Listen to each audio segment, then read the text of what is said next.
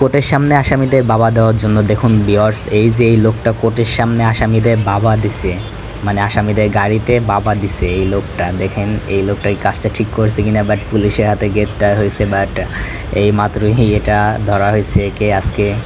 But কাজটাকে ঠিক করছে কিনা আপনারা সবাই জানাবেন। মানে আজকে কোর্টের সামনে আসামিদের উঠানো হয় পুলিশের ভ্যানে করে, ওই পুলিশ ভ্যান থেকে আর কি ভ্যানের ফাঁক থেকে বাবা এবং কিছু আরও নেশা জাতীয় ট্যাবলেট দেওয়ার সময় ওই সময় পুলিশের হাতে গ্রেপ্তার হয়েছে। বাট এই ছেলেটা যেই চরম অপরাধ করছে কাজটা ঠিক করছে কিনা সমস্ত কিছু কমেন্টে জানাবেন ভিউয়ার্স। তো এরকম ব্রেকিং নিউজ পেতে পরবর্তী চ্যানেলটি ফলো দিয়ে রাখুন রবিন খান ব্লগ।